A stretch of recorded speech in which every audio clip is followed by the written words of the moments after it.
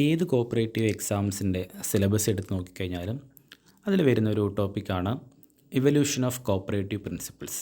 Okay, cooperative principles ഡെവലപ്പായി വന്നതിൽ പരിണാമം ചെയ്തു വന്ന സ്റ്റേജസ് ആണ്. അപ്പോൾ പ്രധാനമായിട്ടും നമുക്ക് 4 സ്റ്റേജസ് ആണുള്ളത്. First one Rochdale principles.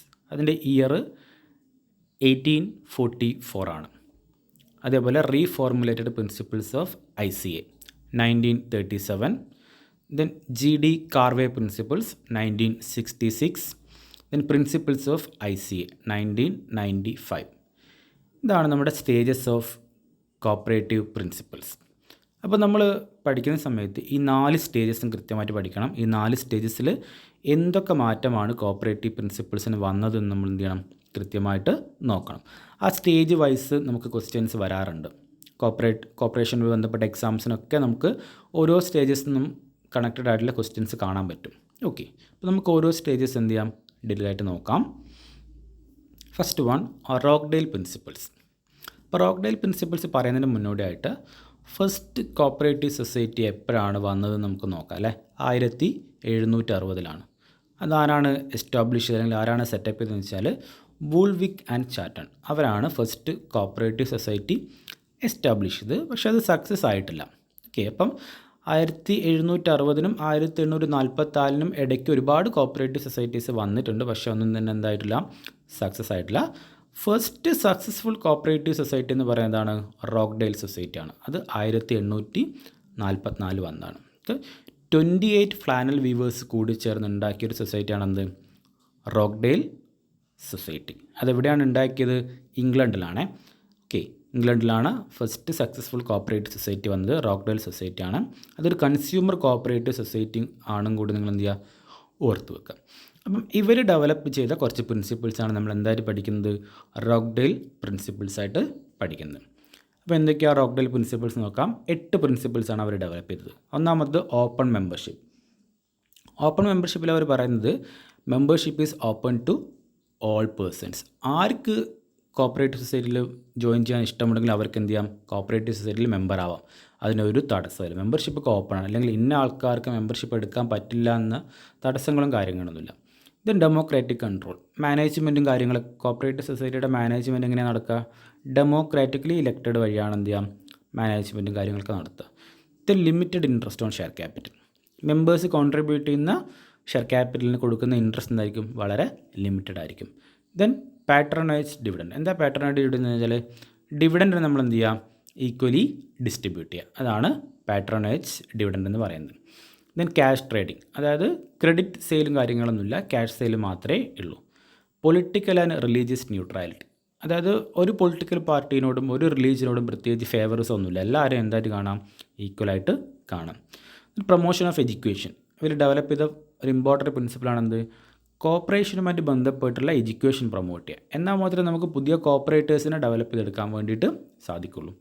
Then selling pure and unadulterated goods, അതായത് മോശം വരാത്ത ഗുഡ്സുകൾ, നല്ല ഗുഡ്സുകൾ, ക്വാളിറ്റി ഗുഡ്സുകൾ മാത്രം സെയിൽ ചെയ്യുക. ഇത്രയാണ് റോക്ക്ഡെയിൽ ഡെവലപ്പ് ചെയ്ത പ്രിൻസിപ്പിൾസ്. 1844 അതിനുശേഷം 1937 അതിലൊരു ചേഞ്ച് വന്നിട്ടുണ്ട്. ഈ ചേഞ്ച് കൊണ്ടുവന്നത് ICA ആണ്, ഇൻ്റർനാഷണൽ കോപ്പറേറ്റീവ് അലയൻസ് ആണ്. അതിലെന്ത് കൊണ്ടുവന്നത്, ചേഞ്ച് കൊണ്ടുവന്നത്. അപ്പം international cooperative alliance appointed A sub committee in 1934. 1934 അവർ എന്ത് ചെയ്തിട്ടുണ്ട്, ഒരു സബ് കമ്മിറ്റീനെ അപ്പോയിൻറ്റ് ചെയ്തു. എന്തിനു വേണ്ടിയിട്ടാണ്, ഓൾറെഡി ഉള്ള റോക്ക്ഡെയിൽ പ്രിൻസിപ്പിൾസിന് എന്ത് ചെയ്യാൻ, വീണ്ടും ഒന്ന് റിവൈവ് ചെയ്യാൻ വേണ്ടിയിട്ടാണ്. അപ്പോൾ അവരെന്ത് ചെയ്തിട്ടുണ്ട്, 1934 കമ്മിറ്റീനെ അപ്പോയിൻറ്റ് ചെയ്തു. 1937 അവരെന്ത് ചെയ്തു, റിപ്പോർട്ട് സബ്മിറ്റ് ചെയ്തു. അവരെന്ത് ചെയ്തിട്ടുണ്ട്, പുതിയ പ്രിൻസിപ്പിൾസൊന്നും ഫോർമുലേറ്റ് ചെയ്തില്ല, പകരം എന്ത് ചെയ്തു, ഓൾറെഡി ഉള്ള പ്രിൻസിപ്പിൾസിനെ രണ്ടായിട്ട് എന്ത് ചെയ്തിട്ടുണ്ട്, ഡിവൈഡ് ചെയ്തിട്ടുണ്ട്. എസെൻഷ്യൽ പ്രിൻസിപ്പിൾസ് എന്നും നോൺ എസെൻഷ്യൽ പ്രിൻസിപ്പിൾസ് എന്നാണ്. ഓക്കെ, ഇപ്പോൾ എസെൻഷ്യലും നോൺ എസെൻഷ്യലും. അപ്പോൾ നോക്കാം ഏതൊക്കെയാണ് എസെൻഷ്യൽ എന്നുള്ളത്. ഫസ്റ്റ് 4 പ്രിൻസിപ്പിളിനെ എസെൻഷ്യൽ എന്നും അടുത്ത് വരുന്ന 4 പ്രിൻസിപ്പിൾസിന് എന്തായിട്ട് ഡിവൈഡ് ചെയ്തിട്ടുണ്ട്, നോൺ എസെൻഷ്യൽ പ്രിൻസിപ്പിൾസ് എന്ന് ഡിവൈഡ് ചെയ്തു. ഇപ്പോൾ എസെൻഷ്യൽ വരുന്ന ഏതൊക്കെയാണ്, open membership, democratic control, limited interest on share capital, patronise dividend. The non എസെൻഷ്യലിൽ cash trading, political and religious neutrality, promotion of education, selling pure and unadulterated goods. ഒക്കെയാണല്ലോ. അപ്പോൾ 1937 പുതിയൊരു principles ഒന്നും വന്നിട്ടില്ല. ഉള്ളതിനെ അവരെന്താക്കിയിട്ടുണ്ട്, 2 സെക്ഷൻസായിട്ട് ഡിവൈഡ് ചെയ്തു, എസെൻഷ്യൽ എന്നും നോൺ എസെൻഷ്യൽ എന്നും.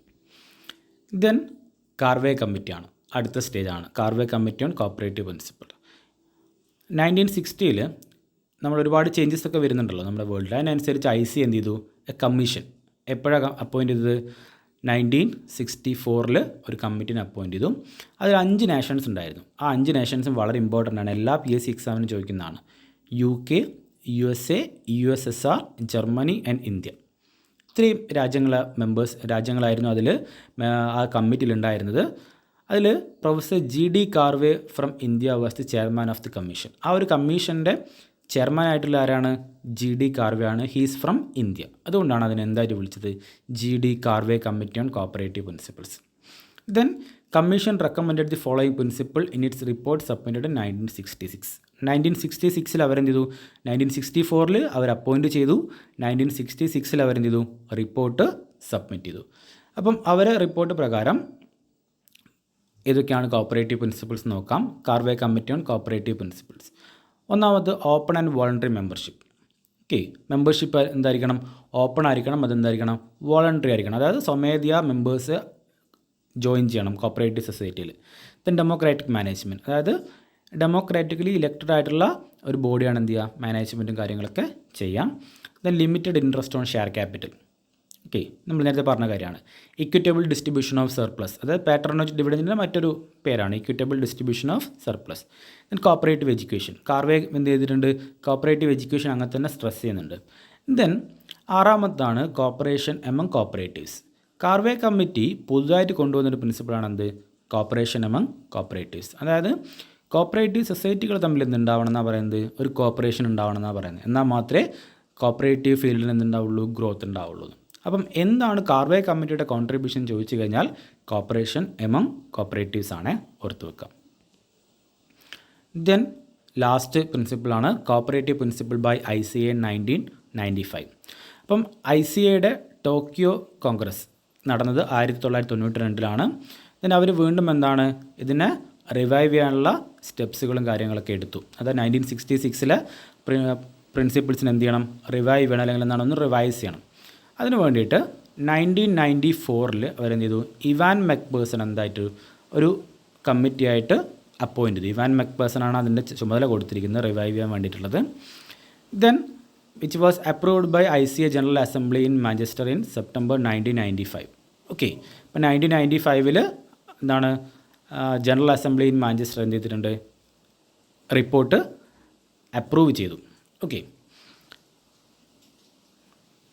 ദെൻ ആ ഒരു റിപ്പോർട്ട് പ്രകാരം കോപ്പറേറ്റീവ് പ്രിൻസിപ്പിൾസ് എന്തൊക്കെയാണെന്ന് നമുക്ക് നോക്കാം. 1995 റിപ്പോർട്ട് പ്രകാരം 1 voluntary and open membership, 2 democratic member control, ഇതൊക്കെ നമ്മൾ പറഞ്ഞ കാര്യമാണ്. Then member economic participation, members എന്ത് ചെയ്യണം, എക്കണോമിക്കലി കോപ്പറേറ്റീവ് സൊസൈറ്റിയിൽ പാർട്ടിസിപ്പേറ്റ് ചെയ്യണം, മീൻസ് അതിൽ എക്കണോമിക് ബെനിഫിറ്റ് അവർക്ക് കിട്ടിയിരിക്കണം.